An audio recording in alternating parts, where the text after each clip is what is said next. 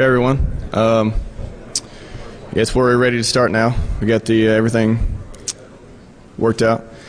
This is my presentation called Exploiting SCADA Systems. And brief background, well, my name is Jeremy Brown, and I'm a vulnerability research engineer at Tenable. And I like to play with SCADA software, so the presentation is focused on vulnerabilities in SCADA software. So let's get started. So a lot of SCADA software runs on AIX, OS/2, Linux, but most of the modern software runs on Windows. So the framework that I'll be demoing later will show exploiting the SCADA software on Windows. So SCADA software used on workstations, you can use on remote. There are even mobile apps to control remote aspects of SCADA, and that's what the iPhone app shows. So attack vectors via software vulnerabilities.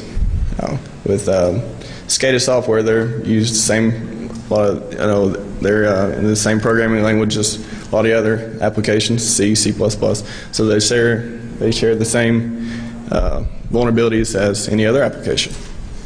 So whether that be client-side attacks from the web browsers, click on a malicious link, anything like that, whether it's not patched, email, or even malicious servers attacking clients, SCADA clients, and things like that.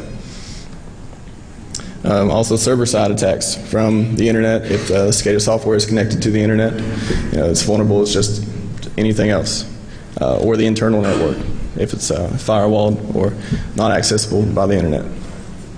So I'm just going to skip through just some of the brief introduction. Clickjacking, I thought that would be funny. You never know, maybe it's vulnerable to clickjacking. You never know.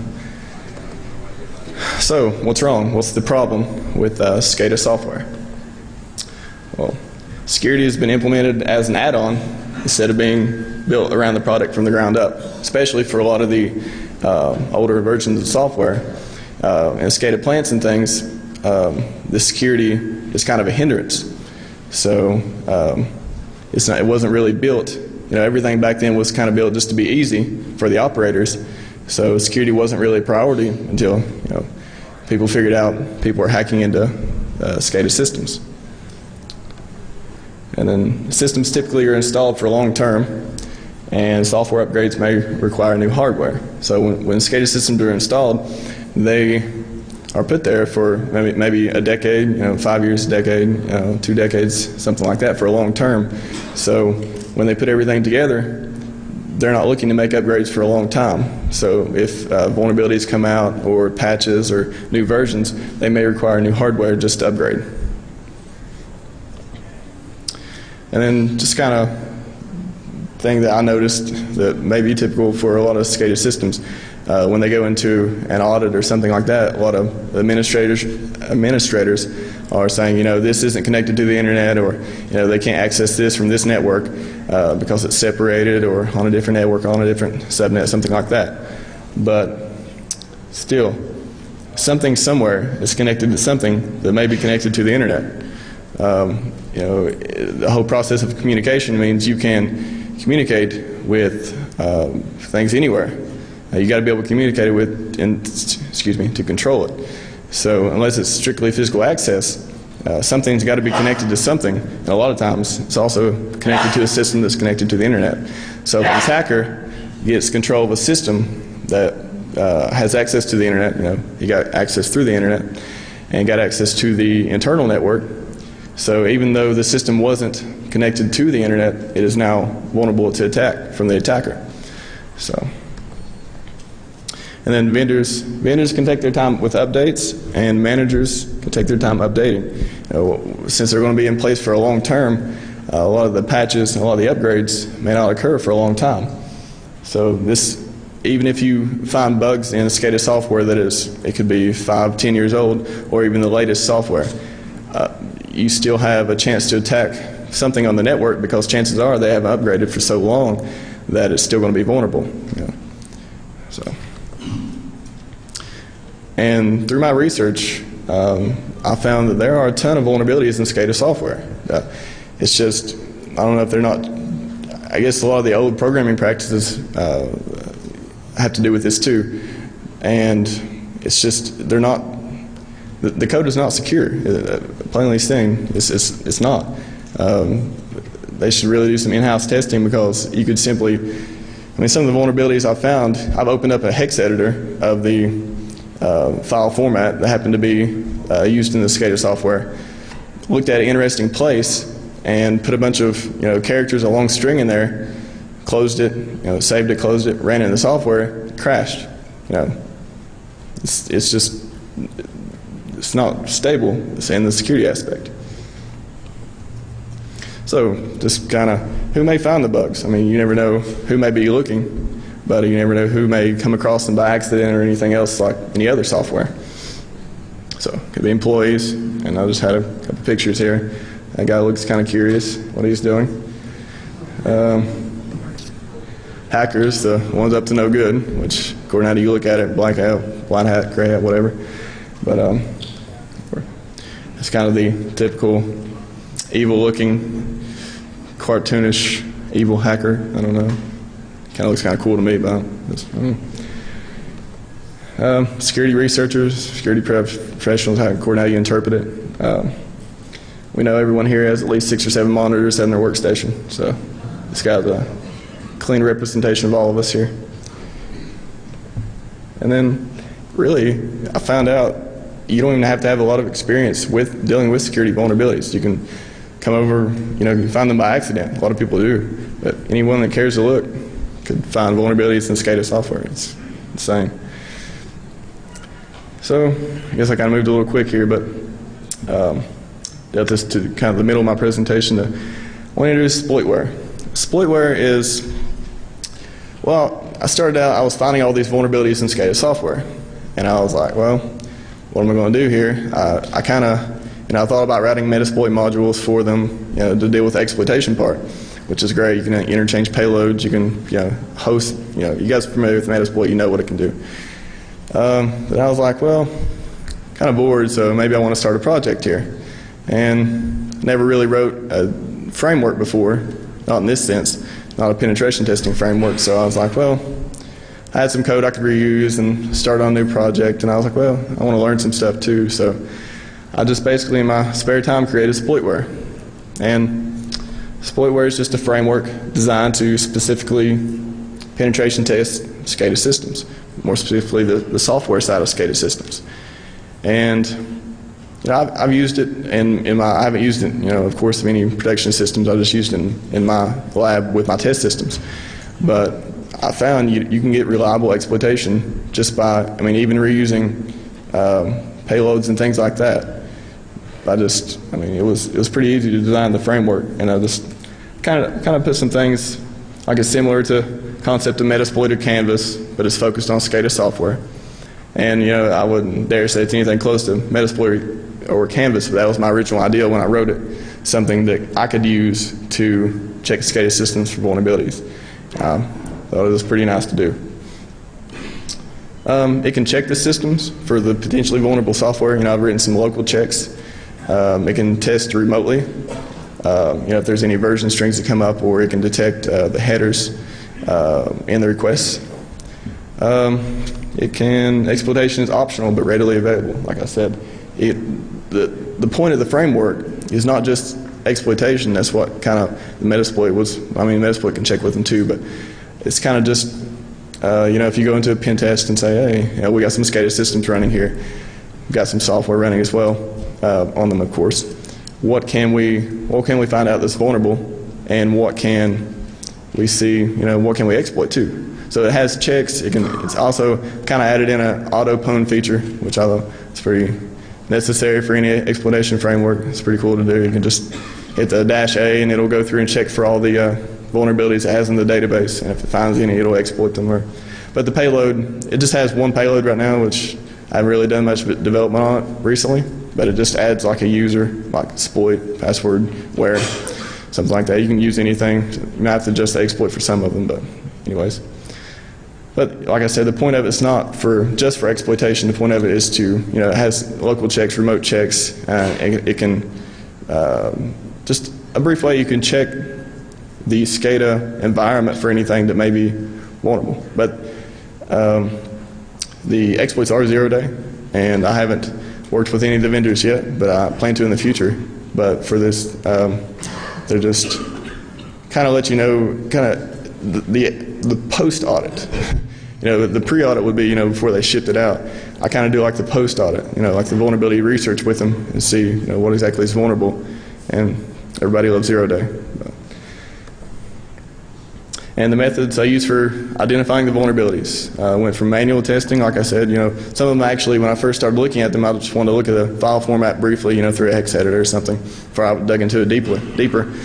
So I just opened a hex editor and I was like, well, I wonder what happened if I, curiosity gets the best of you. What if I happen to enter a long string here, or changed, this value to an FF, or, just simple auditing. And I found that after I saved it and ran it with the program, it would crash. I was like, wow. And then, you do crash analysis after that. And some of them actually vulnerabilities. Some of them, like buffer overflows, like easy, direct EIP override, easy. Some of them were memory corruption. Some of them were kind of harder to exploit. Different kinds of memory corruption, maybe pointer corruption or something like that. But it was really easy with the manual. That was manual testing. And fuzzing, of course, and any file format fuzzer can set it up to run the application, log the crashes, things like that. So I didn't actually use much fuzzing for the exploits in exploitware. It was just too easy. Like I didn't even need to. Like I found a number of vulnerabilities just by manual testing, just playing with it. That's how easy it was to exploit. And then some was reverse engineering. I don't know if you guys seen, SCADA kind of dropped my 0-day a few months ago. I was reverse engineering the EDS file format. And I just kind of went through a brief example. It actually gave me the error messages. I didn't even have to reverse it. It would actually give me the error messages to properly format the file. And then I went into, after I seen that, I was like, I don't think it's giving me everything, so I wanted to reverse it and see what other options were available. So I went through and done that, and I found a bunch of, same buffer was vulnerable, to a bunch of, it was, I think, a Unicode buffer overflow. So I just went through, found it, and then I didn't really post any details yet because I hadn't contacted the vendor or anything. And I just kind of wanted to do an example of, kind of black box testing and then going into reverse engineering. And then somebody, apparently, I guess it was my fault too, they knew what the EDS file format was, they knew what programs used it in SCADA. So they, SCADA, I guess contacted SCADA and told them about it, and they dropped my 0-day and stuff, but it happens. Excuse me. Okay, so that was the methods. I mean, it was really, I didn't use that much reverse engineering just because it wasn't necessary. I mean, I like to reverse engineer just to do research sometimes, but most of the vulnerabilities came from manual testing, like manually changing variables in the web parameters, or changing file formats, or just connecting to the server and sending a long string. Like the exploit I'll be demoing today, actually the vulnerability is I guess on receive. It just receives. It doesn't even format the buffer. The vulnerability is in receiving all the data into the input buffer. So I didn't need anything. I basically just connected to the server, and sent a long string and crashed. And then I ran it in WinDB or Immunity. I can't remember what debugger I was using then, but install. I was overriding some other variables too, and I kind of backed off on my payload a little bit, and then I found out I could get EIP override. It's easy. So all these bugs were really not challenging at all to find. Some of them, like the integer bugs, were kind of, I don't know, they were harder to analyze and find, I guess, because you can just manually send -1, negative whatever, or a large value 65536 or whatever, 65535 whatever, and find them. But it's just really easy. And the research and development findings I found, I probably went through the process over, I don't know, 3 or 4 months, just on and off, looking at different SCADA software and finding vulnerabilities. And the findings range from, some of them were remote code execution, or I guess if you look at it in file formats, it'll be local. But if you share the file or something, it turns into remote. Or if you can access through a web browser, it turns into be remote anyways. And then to denial of service, there was tons of denial of service bugs. Wasn't really that big a deal. Well, I guess it is in the SCADA software, but as a security researcher, you really don't look at denial of service of being high profile, unless it's something that takes down like the entire network. But in a SCADA environment, if you crash the server, that's sort of a big deal. And then integrity lost. There was some everybody thinks ActiveX bugs were dead. I even found some ActiveX vulnerabilities led to integrity loss, like overriding files or changing files, deleting files, something like that. So they were interesting, the findings were, but most of them, half or at least most were the vulnerabilities led to remote code execution. So it's pretty interesting. And so I've talked through to the demo, and I've kind of use a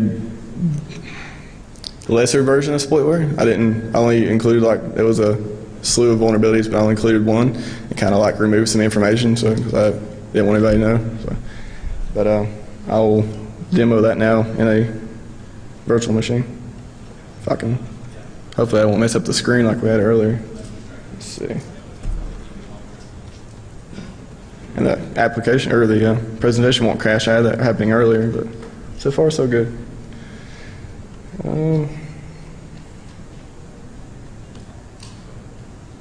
Okay, you guys can see that. Full screen mode. Everybody remember right control, just in case I forget. Okay, so this is just a Windows XP Service Pack 3 box, and just I think this is pretty much default configuration. Now, I know that it may be different in other environments, but this is just the default, and it's got all patches, all updates, and everything current to maybe a week ago when I made this virtual machine. So the exploitware folder, I've kind of dumbed it down a little bit, but basically in the folder, let's see, I'll open up the folder and show you guys real quick. All right, so it's just the exploitware program and just the compiled, binary, and then you got the pack folder, which contains all the exploits in case you want to exploit. So, and there's only one in there. You guys are probably not interested in that anyways, but I'll show you the exploitware. It's got the cool little header on it, and then you got -target for the target, and I'm sure you guys can read, but you can get information about the exploit, run the check, you can run a certain check, and I call them SPIDs, just exploitware IDs, which had a different name before I named it exploitware, but still. Excuse me? I don't know how to do that. I'm sorry. What is it?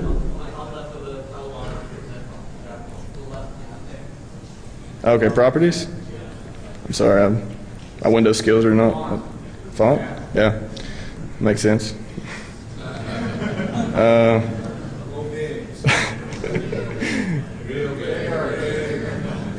Okay. I'm getting a lesson here myself. Is that going to be appropriate? So glad to have you guys here. You guys are awesome. Okay. You see that good? Thank you.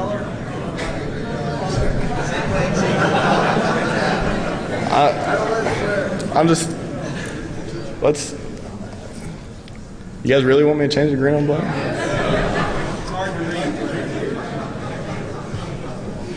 At least my presentation is going to go maybe the time slot, so that's cool. We can do this. Yellow. I click yellow, right? That's not going to be good.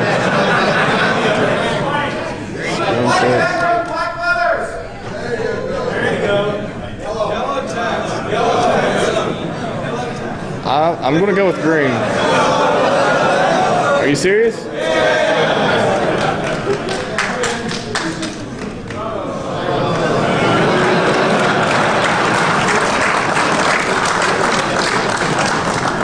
I like the green because it looks cool, but you guys...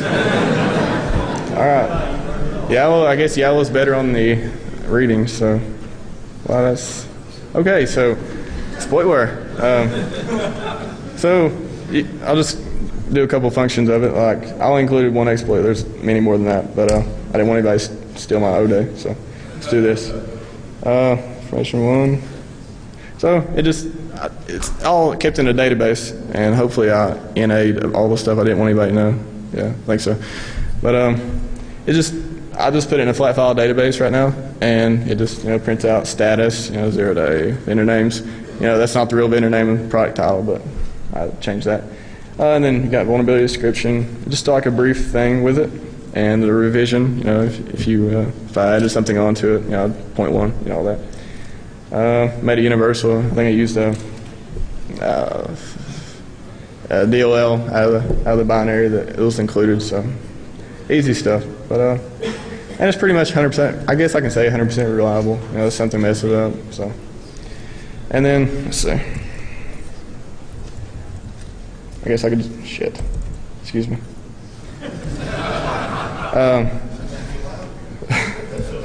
I forgot how to use the up button, so. And then you can just run the check and exploit it. But I've already got the vulnerable daemon running. Daemon, something. And so we're just going to show the auto pwn feature, which is awesome to me. Like I think every exploitation thing or penetration should have auto pwn, just for like people seem to love that. I don't know. It's odd. It's cool. But yeah, you don't really, okay, I'll do the check first because I said it's not really for exploitation, but I mean it is, but it's optional, so I'll do the check first. Shit, I cannot type. Check. So you can check for a specific one, but I'm just going to check for the first one. So it just goes through, it just runs a simple Windows, checks the registry for it or whatever. Says exploitware demo is installed, checking it. If it's a remote service, it can check the it's running on the local host, see if it's accepting connections. I haven't done anything really cool with that, like version checking that much either, but this one really doesn't. This is the one where I just sent like the long character string, and it, I owned it, so it doesn't really have that many information stuff anyways. So most server is listening, so that's the check you can go through. And then we can exploit it. We'll just use autopwn. Local host. You can do this on any host, but the local host, if you run it as local host, it'll do the local check too. It's got like a little, if whatever. But if you don't, it won't execute the local check, so it won't kind of. That's common sense, but anyways. And hopefully, autopwn will work here. So I'll briefly show you the payload is it's going to add a user account, and there should be no exploit account here. Great. So you just see the user and the ASP machine count and the guest. So hopefully that will change very soon. So we're going to autopwn, and it just basically just runs a Perl script with the exploit. But I named it .sp because I thought that was cool, but I don't know if it is. And then payload sent, and where it's an egg hunter, it may take a few seconds for it to go, so we'll wait a couple seconds here. But it just sends the payload, and then you got a nice little screen that says, in the real thing it says the title, the vendor, and the product and everything. But in this, I changed everything. So, and it's been a couple seconds. So let's check. Hopefully we should see. Okay. And we executed the code on the server. And we have a nice little exploit account with the password where. So yeah, that's the demo of the 0 day I had in server. Thank you. Yeah. Should have like done some like dramatic music. Maybe that would have helped. I don't know. Everybody's like, hey, should we clap or should we just? I don't know. It's 0 day, but I don't have it, so okay.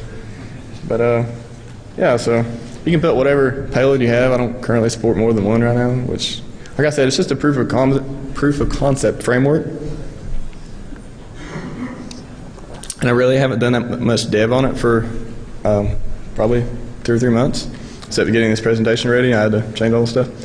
But yeah, I thought it was pretty cool to have my own framework to do that. So it's right control, right? So right control. I don't think I have a right control on this keyboard. Let's use this. Oh, that'll work. Okay. We'll leave it pwned for now. I'll restore it later.